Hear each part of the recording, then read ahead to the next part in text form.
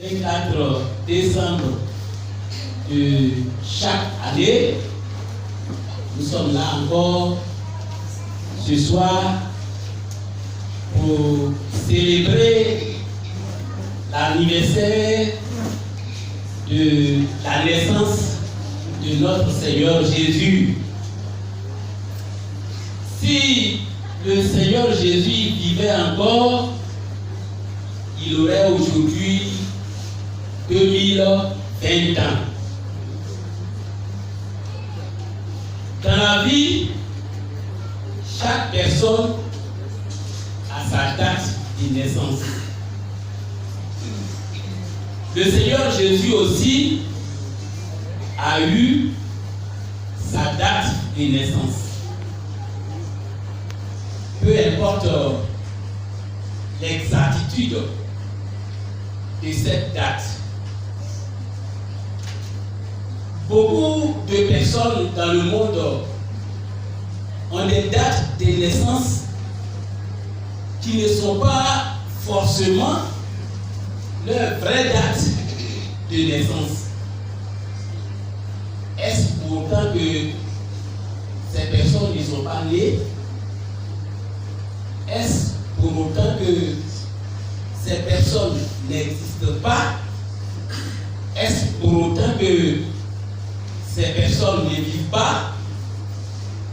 Pour nous, ce qui est important dans la vie du Seigneur Jésus-Christ, c'est que le Seigneur Jésus fut effectivement né. Il a vécu et il a accompli parfaitement la mission pour laquelle Dieu l'a envoyé sur terre. Cette mission, c'était de venir mourir sur la croix pour le péché des hommes, et il a réussi. De nos jours,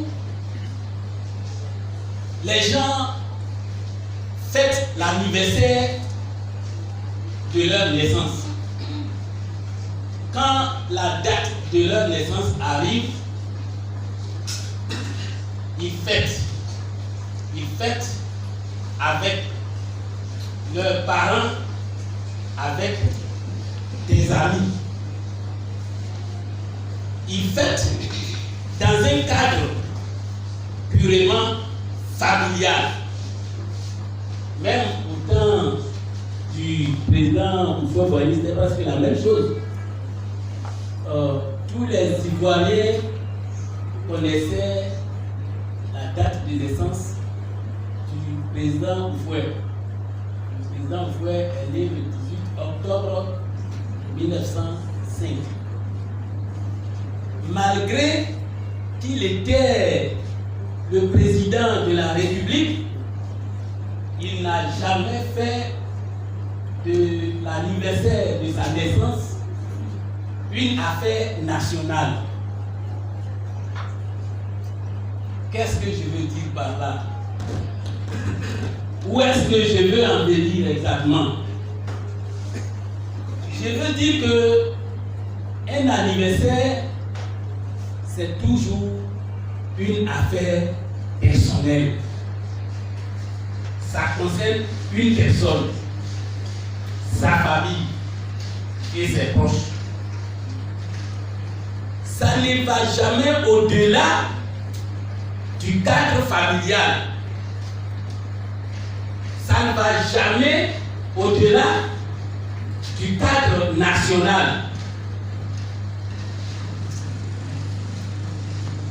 L'anniversaire de la naissance du Seigneur Jésus, lui, il est différent.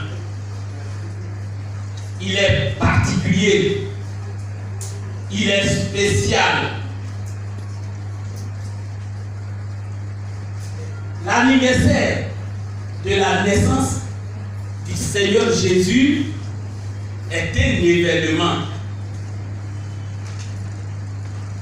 Un événement mondial. Un événement international. La preuve, en cette même nuit où nous sommes réunis en train de fêter partout dans le monde. Les chrétiens et même les non-chrétiens sont aussi en train de fêter. Noël est une fête mondiale.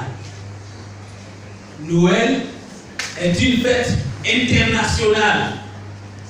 Noël est une fête universelle. Hier à 13h, j'écoutais le journal, je regardais le journal télévisé. Et vous savez, comme c'est le moment, les parents sont dans les magasins en train d'acheter les jouets pour leurs enfants. Et ils ont interrogé un monsieur qui était là. Il a dit que lui, il n'est pas chrétien, il est musulman. Il s'appelle, c'est un certain Tamagaté Adama. Mais comme Noël est une fête universelle, alors il est venu acheter un cadeau pour son enfant. C'est-à-dire nous sommes dans la même vision. Noël est une fête universelle. Et cela se comprend. Le Seigneur Jésus n'est-il pas le Seigneur de l'univers? Le Seigneur Jésus n'est-il pas le maître de l'univers? Le Seigneur Jésus n'est-il pas le roi de l'univers? Il mérite qu'on lui rende honneur. Il mérite qu'on lui rende hommage.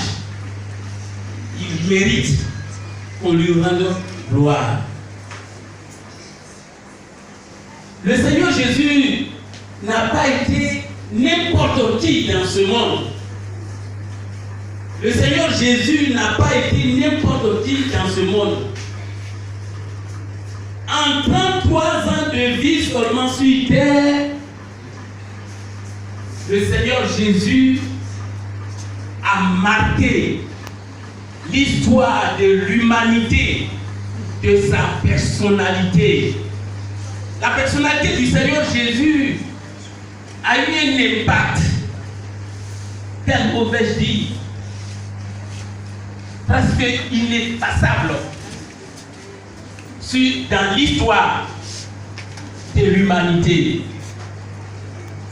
Quand j'étais à l'école primaire, CM1, CM2, par là, j'ai appris certaines choses sur le Seigneur Jésus-Christ qui sont restées gravées dans ma mémoire. Et plus tard, ces choses-là m'ont aidé à croire en lui. Alors quand j'étais à l'école primaire, au CM1, CM2, en histoire, j'ai appris que on a commencé à compter les années à partir de la naissance du Seigneur Jésus. On a commencé à compter les années à partir de la naissance du Seigneur Jésus.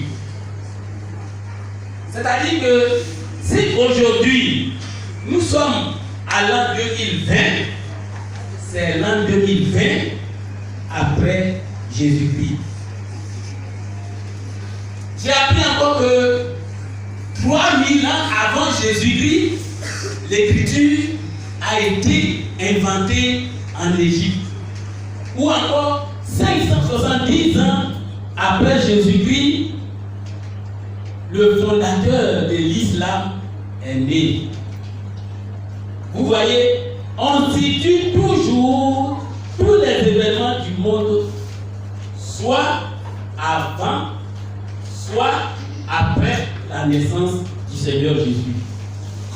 La question que je me suis posée et qui m'a aidé à croire est la suivante.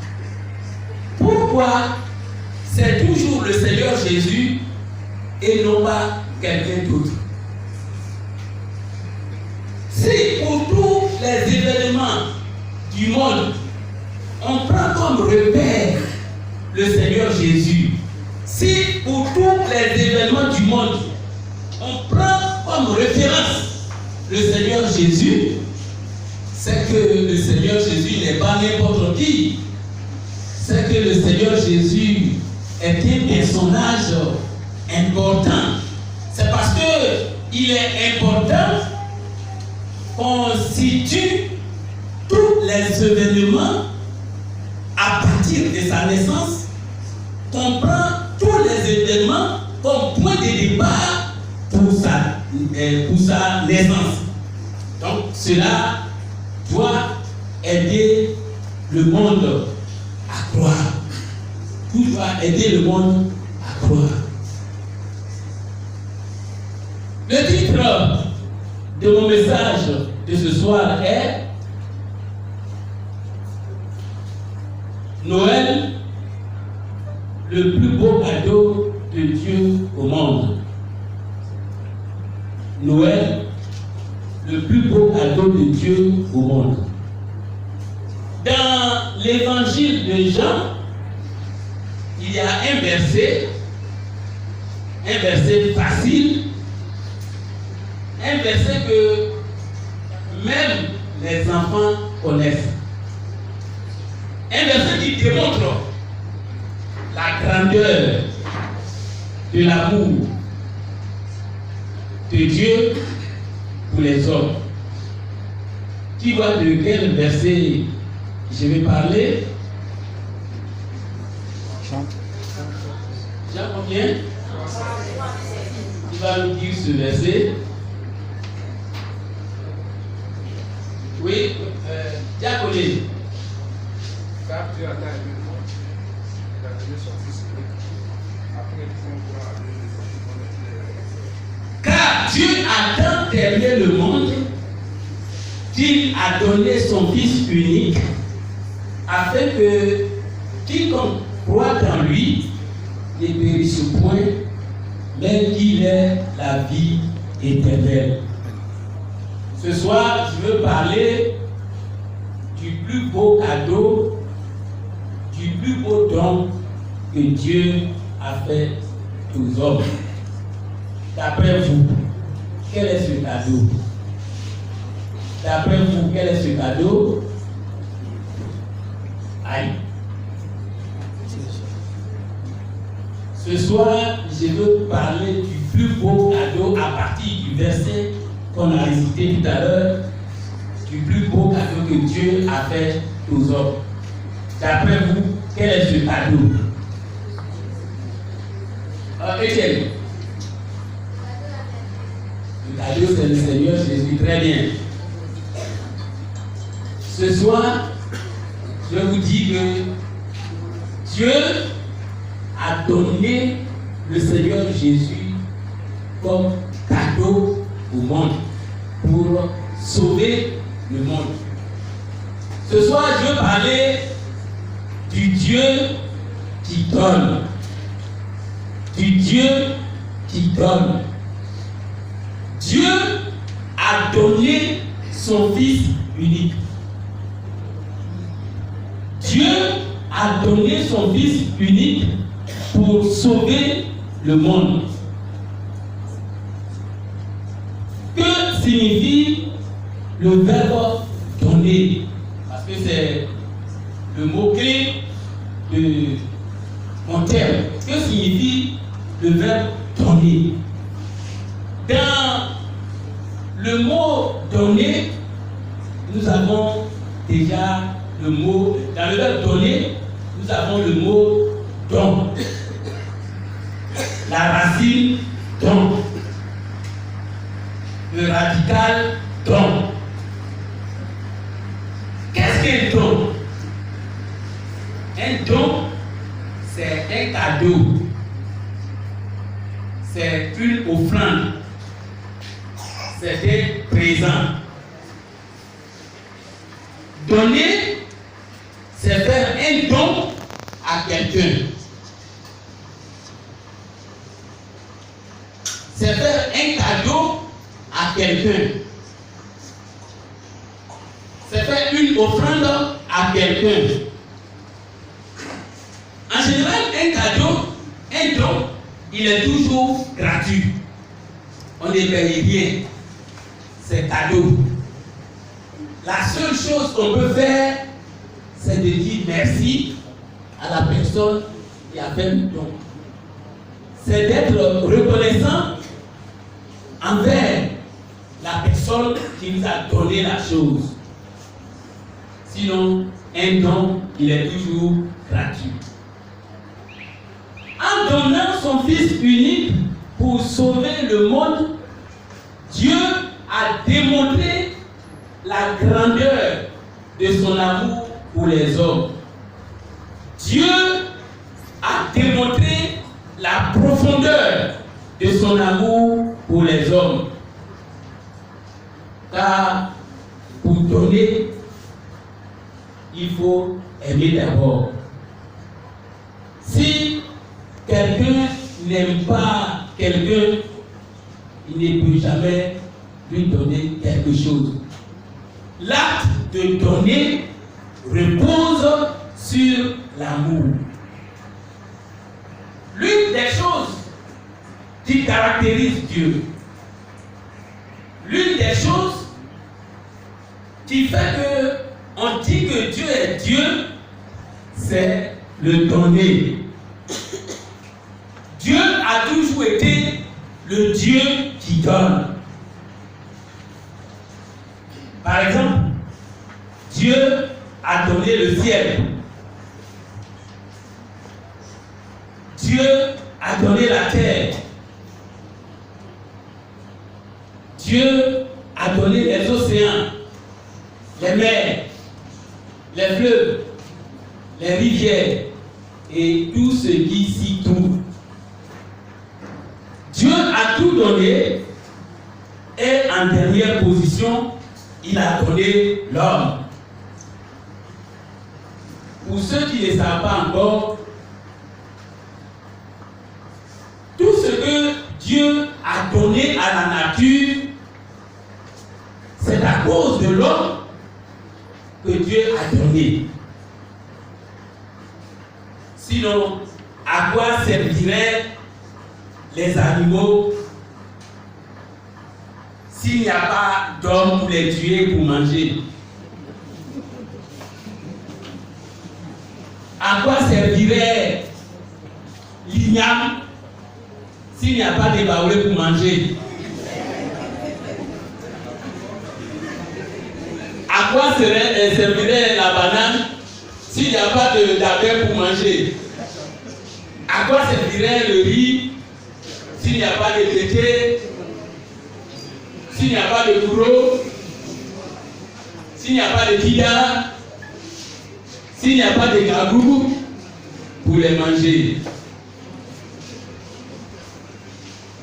C'est pour l'homme que Dieu a donné toutes ces choses. Vous voyez que Dieu est bon et Dieu nous aime.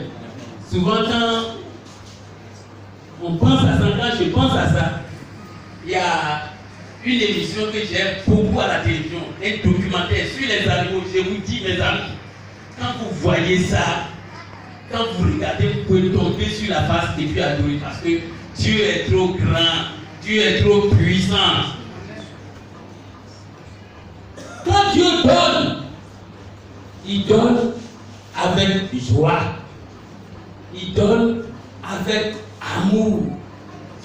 Dieu donne avec bon cœur. Dieu ne prie pas les hommes avant de donner. Dieu donne à l'homme qui l'aime comme à l'homme qui ne l'aime pas. L'un de ses noms est Jéhovah Jireh, le Dieu qui pourvoit, le Dieu qui donne. Dieu a donné son Fils unique pour sauver le monde entier. Le Seigneur Jésus est le don le plus grand. Le Seigneur Jésus est le don le plus élevé que Dieu ait jamais fait aux hommes.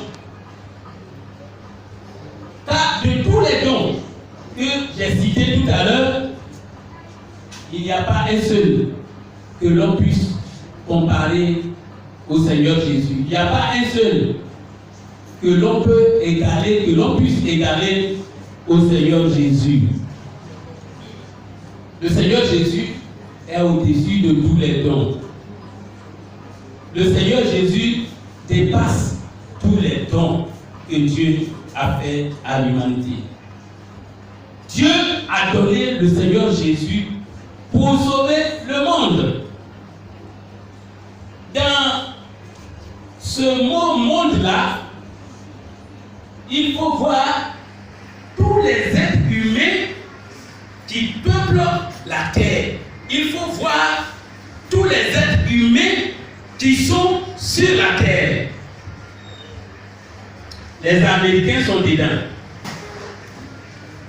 Les Asiatiques sont dedans. Les Océaniques sont dedans. Les Européens sont dedans. Les Africains sont dedans. Les Ivoiriens sont dedans. Vous et moi, nous sommes dedans. Chacun de nous présents ici est dedans. C'est nous tous que Dieu a aimés et à qui il a donné son Fils unique. Alors, si nous tous qui sommes ici ce soir, nous sommes dedans, alors nous allons reprendre ce verset. Nous allons reprendre le verset en nous l'appropriant personnellement. Nous allons ensemble réciter le verset comme si c'est à nous de façon personnelle et individuelle que le verset s'adresse. Vous répétez après moi. Car Dieu m'a tant aimé qu'il m'a donné son Fils unique. Afin que si je crois en lui, je ne meurs point, mais que j'ai la vie éternelle. Alléluia. Alléluia.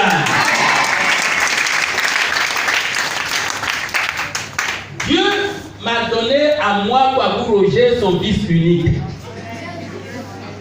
pour me sauver. Dieu t'a donné son Fils unique pour te sauver. Quel amour! Quel amour! Dieu a donné son Fils unique pour sauver chacun de nous ici présents. Alors, qu'est-ce que nous en faisons?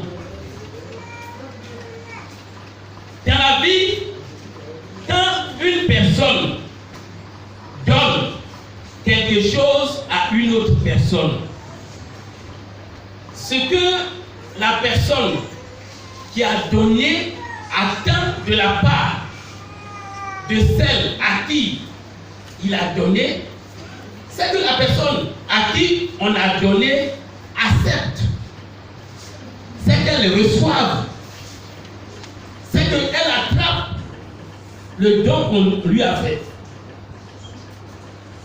Si la personne à qui on a fait le don n'accepte pas, si elle n'attrape pas, si elle ne reçoit pas, la personne qui a fait le don peut se sentir frustrée. Elle peut se sentir vexée.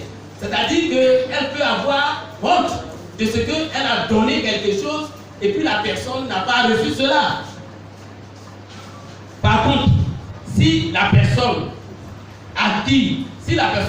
qui a fait le don, la personne à qui on a fait le don reçoit, accepte le don, alors la personne qui a donné est content, il est heureux.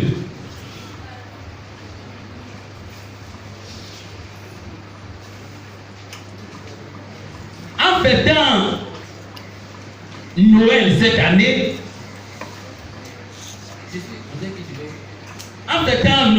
année, Dieu nous tend toujours son Fils unique.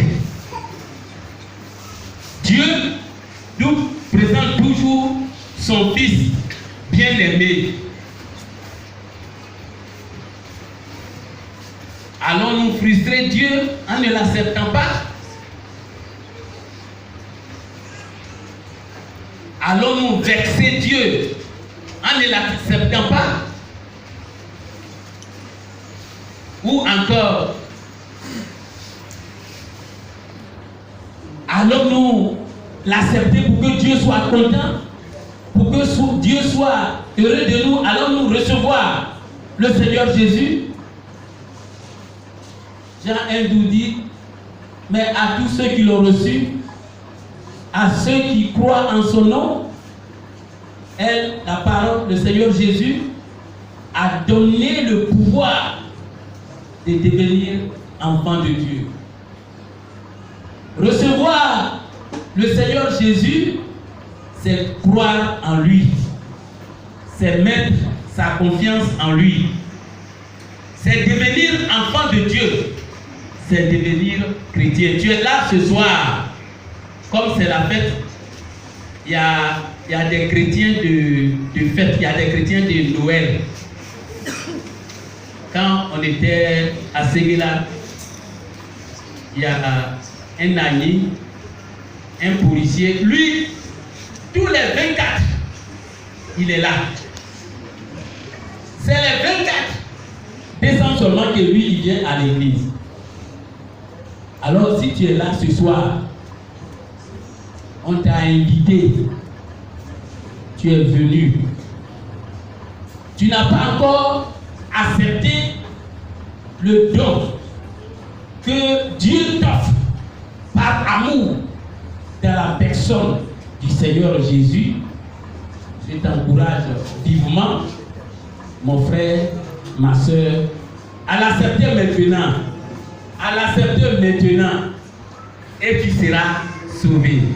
Parce qu'on ne sait jamais. On ne sait jamais. On ne sait pas si c'est ta dernière fête de Noël cette année. Je ne le souhaite pas. Je ne le souhaite pas pour toi. Je ne souhaite pas que ce soit ta dernière fête. Mon souhait est que tu acceptes le Seigneur Jésus afin que tu sois sauvé. Si tu es là ce soir, il est temps que tu acceptes le Seigneur. Le moment est venu pour toi que tu acceptes le Seigneur. Tu as vécu plusieurs Noëls, mais tu es resté toujours incrédule. Aujourd'hui, dit la Bible, si tu entends ma voix, n'endurcis pas ton cœur. Accepte le Seigneur Jésus et tu seras sauvé. Dis Amen. Amen. Dieu nous a démontré qu'il est le Dieu qui donne. Dieu nous a démontré ou vient de nous démontrer à travers cet exposé qu'il est le Dieu qui donne. C'est un bel exemple à suivre pour chacun de nous. Nous aussi, nous devons ressembler à notre Père. On dit généralement tel père, tel fils. Si notre Père, il donne, alors nous aussi, ses enfants, nous devons donner. Nous devons faire nos offrandes normalement. Nous devons donner les dîmes pour que le royaume, pour qu'il y ait de l'argent dans l'église, qu'on utilise cet argent-là pour secouer le royaume de Satan. Parce qu'il faut qu'on entre dans son royaume pour arracher les âmes qu'il tient dans la captivité. La Bible dit que chacun donne comme il a résolu en son cœur, sans tristesse ni contrainte, car Dieu aime celui qui donne avec joie. Dis Amen. Amen. Noël rime, Noël va, Noël marche avec le donner. Quand les mages d'Orient sont allés saluer le petit Jésus, avant de retourner chez eux, ils ont ouvert leur sac et ils ont donné au Seigneur pour le bénir. Ils ont ouvert leur sac pour le bénir. Veux-tu ouvrir ton trésor ce soir pour bénir le Seigneur? C'est même africain. Quand une femme met un enfant